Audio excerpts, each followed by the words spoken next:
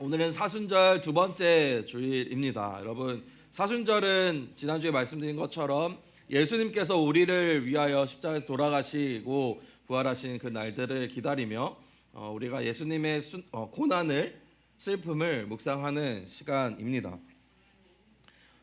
여러분 혹시 예루살렘에 한 순례길이 있는데 비아 돌로로사라는 순례길에 대해서 혹시 들어본 적 있습니까? 비아 돌로로사, 오늘 설교 제목이기도 한데요. 이 단어의 뜻은 라틴어로 슬픔의 길 또는 고난의 길을 의미한다라고 합니다. 예수님께서 십자가를 지고 골고다 언덕으로 올라가실 때에 약 600m간의 그 고난의 길을 비아 돌로로사라고 부른다고 합니다. 예수님이 이 십자가를 지고 걸어가신 그 길을 따라서 지금 현재는 14개의 지점이 있다라고 합니다. 빌라도의 재판을 받으신 자리에서 시작하여서 십자가를 지시고 또 올라가시다가 넘어지시고 그 가운데 어머니를 만나고 또 구레네 시몬이라는 사람이 십자가를 대신 지기도 하고 예루살렘 여인들을 향해 말씀하시기도 하면서 결국 골고다라는 언덕에 오르셔서 그곳에서 십자가에 못 박히시고 죽으시고 그리고 그 시신이 내려져 무덤에 놓인 자리까지 이어져 있는 상징적인 순례의 길입니다. 여러분, 이 길의 끝이 어디였나요? 예수님이 십자가에서 돌아가시고 그 시신을 내려 안치한 무덤입니다. 이 순례의 길의 끝은 무덤입니다. 그곳은 기독교 최대 성지로도 사람들이 생각하는 곳이기도 합니다. 그래서 이곳에는 성묘교회가 있다고 합니다. 지금은 거대한 교회 건물이 서 있는데요. 본래 그 골고다라는 곳 그리고 그 성전이 세워져 있는 곳은 버려진 채석장이자 거칠고 척박한 돌산이 있던 곳이 골고다 언덕이라고 합니다. 우선 한 몇 달 전에 유튜브를 보다가 한 유튜브 채널에 올라온 영상을 봤는데요. 유튜브에서 바로 이 예수님 무덤교회에 있는 심지어 한국인 신부에 대해서 찍은 영상이 있습니다. 되게 재미있게 보았습니다. 여러분도 혹시 궁금하면은 검색해서 한번 보면은 꽤나 흥미롭습니다. 이 유튜브 채널을 그냥 빠니보틀 같은 곽튜브 같은 사람이 가서 찍은 게 아니라 잘 찾아보니까 이 유튜브 채널 찍은 사람은 원래 다큐멘터리를 촬영하는 PD와 촬영 감독이 유튜브 채널을 만들었는데 이 사람들이 세계 여러 군데 되게 이제 사람들이 잘 모르는 곳 그런 데를 가서 이렇게 찍더라고요.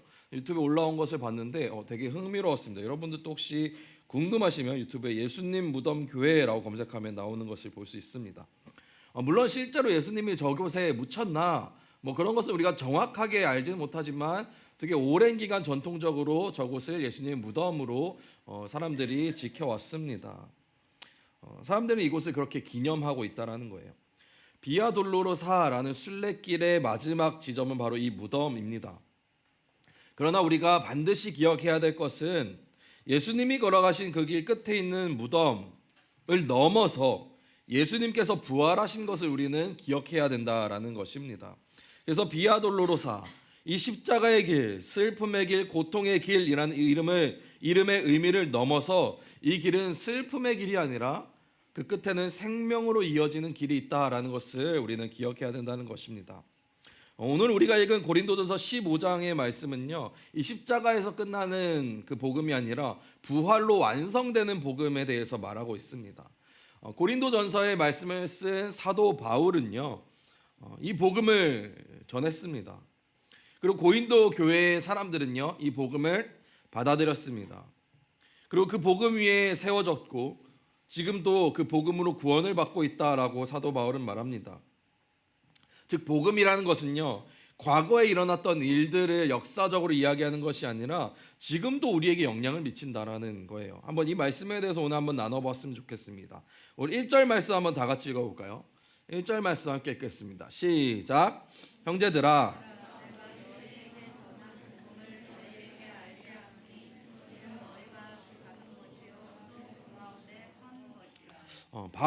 사도 바울은 먼저 내가 너희에게 전한 복음이라고 말합니다. 여러분, 바울이 전한 복음이 무엇일까요? 바울이 전한 복음은요, 3절 4절에 나와 있는 말씀 의미합니다. 한번 같이 읽어볼까요? 3절 4절 시작. 내가 받은 것을 먼저 너희에게 전하였노니 이는 성경대로 그리스도께서 우리 죄를 위하여 죽으시고 장사 지낸 바 되셨다가 성경대로 사흘 만에 다시 살아나사. 사도 바울이여 고린도 교회 사람들에게 전한 복음이 바로 이것이었습니다.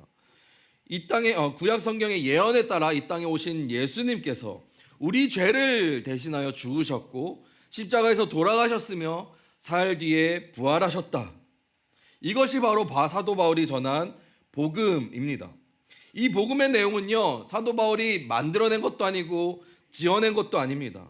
사도 바울은요, 자신도 이 복음의 말씀을 전해 들었다라고 말합니다.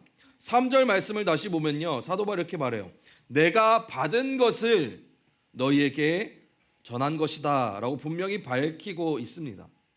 여러분, 예수님께서 우리를 위하여, 우리 죄를 위하여 죽으시고 장사되셨다가 성경대로 사흘 만에 다시 살아나셨다는 이 복음의 말씀은요, 실제로 일어난 일이라는 거예요.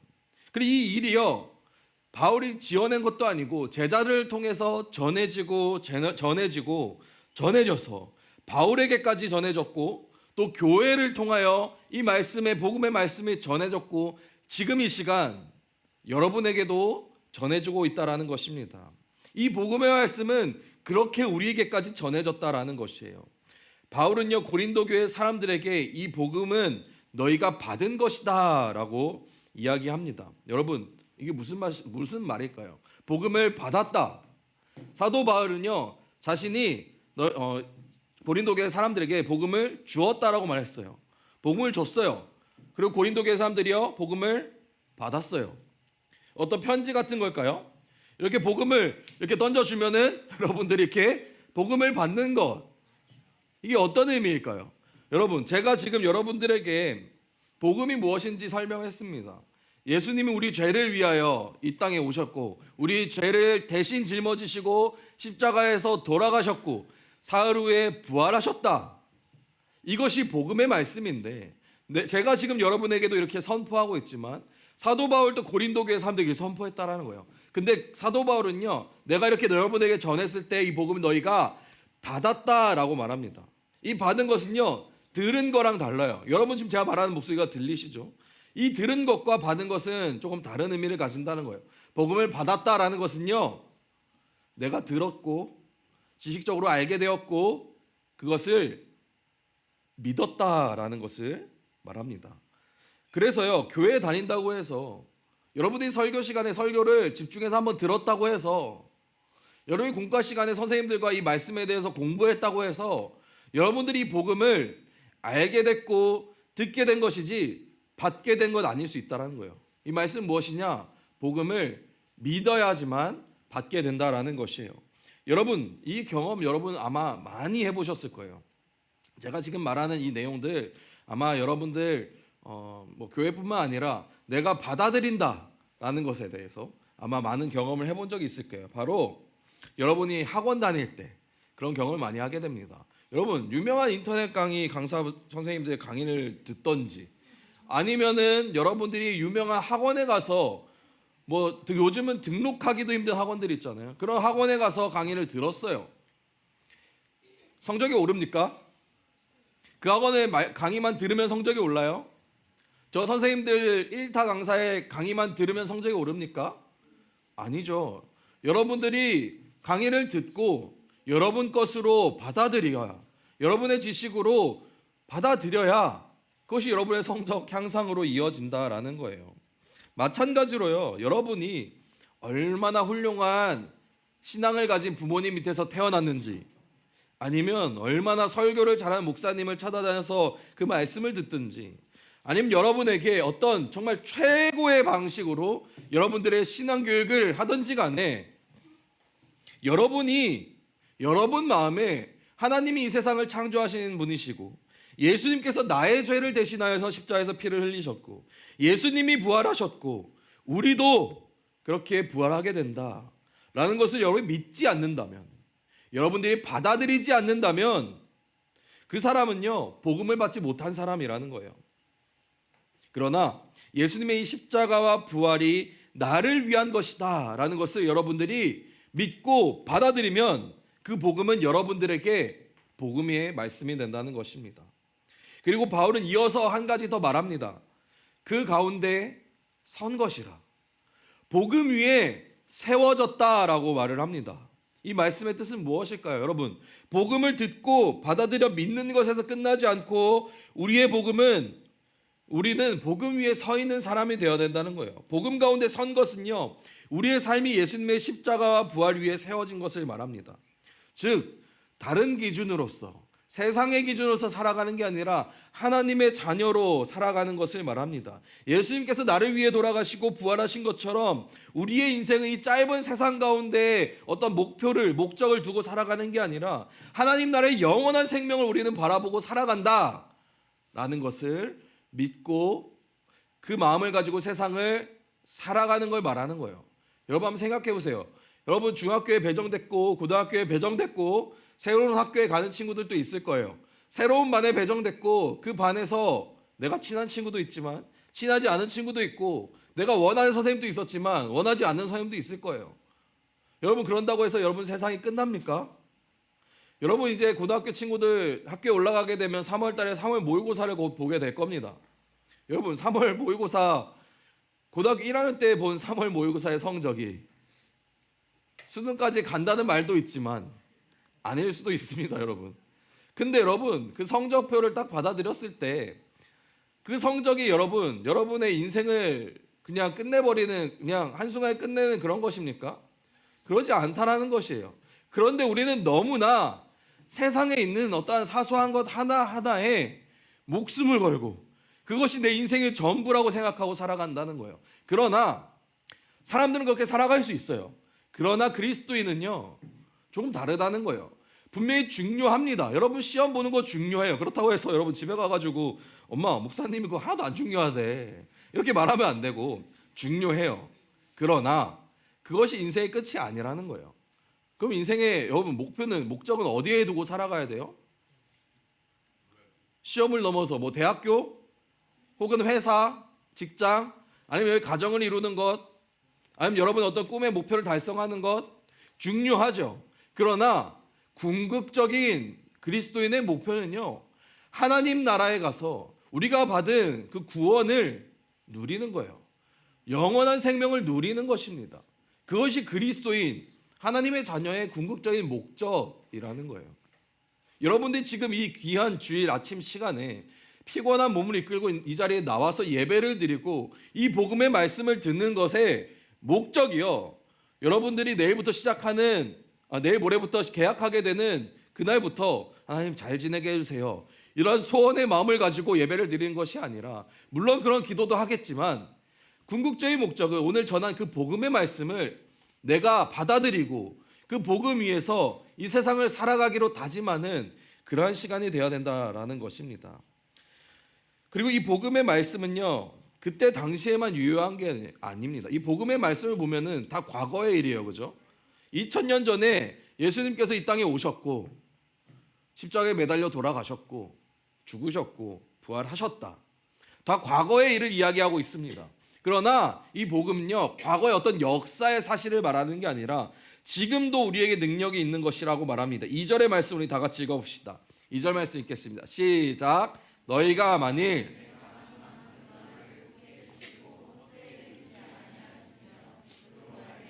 구원을 받으리라. 여러분 구원은요 과거의 어떤 역사를 이야기하는 것이 아닙니다. 예수님이 이전에 이러이러했다 이러한 것을 이야기하는 것이 아니에요. 그 역사를 믿으라고 하는 것이 아닙니다, 여러분. 그것은 지금 현재도 이루어지고 있다라는 거예요. 복음은요 여러분이 복음을 믿고 받아들이는 것은요 나중에 어떤 천국을 가기 위해서 필요한 어떤 지식적인 것이나 어떤 증명할 것이 아니에요.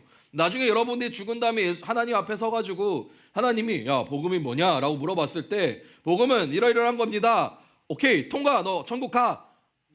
이럴 때 쓰라고 만든 게 아니라는 거예요. 여러분 복음이라는 것은요 지금 현재도 우리가 세상을 살아갈 수 있는 힘이 된다는 거예요.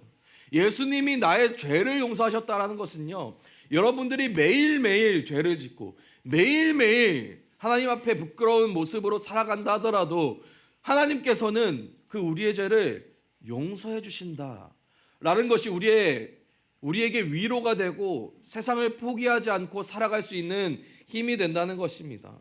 그리고 주님께서 이 땅에서 나를 대신해서 돌아가셨다라는 것은 세상에서 그 누구도 나를 대신해서 죽어주지 않지만 그 누구도 나를 위해서 조금도 자비를 베풀어 주지 않는 이 각박한 세상을 살아갈 때도 하나님은, 예수님은 나를 위하여서 십자가에서 돌아가시고 그 고통을 감내하셨다라는 것, 그것이 우리에게 위로가 된다는 것이에요.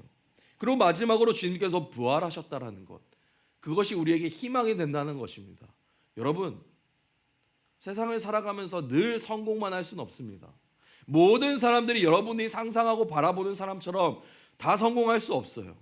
그러나 세상에서 조금 실패하더라도, 세상에서 조금 내가 부족한 삶을 산 것 같더라도 중요한 것은 하나님을 믿는 사람들은 하나님 나라에서 영생을 누리게 된다는 거예요. 우리가 주님이 부활하신 것처럼 우리도 부활하여서 죽은 뒤에 하나님 나라에서 영원한 생명을 살아간다는 것, 그것이 우리에게 위로가 되고 이 세상을 포기하지 않고 살아갈 힘이 되는 것입니다. 그것이 기쁨이 되는 것입니다. 이 복음은요, 바울만의 복음도 아니었고 제자들만의 복음도 아니었고 고린도 교회만의 복음도 아니었습니다. 이것은요, 바울에게도 복음이었고 제자들에게도 복음이었고 고린도 교회에게도 복음이었고 지금 현재 오늘 이 자리에 있는 여러분들에게도 유효한 복음의 말씀이라는 것이에요. 그 같은 복음이 전해졌고 같은 믿음을 우리가 받았고 그 같은 복음 위에 우리가 세워지고 삶을 살아가게 된다는 것입니다.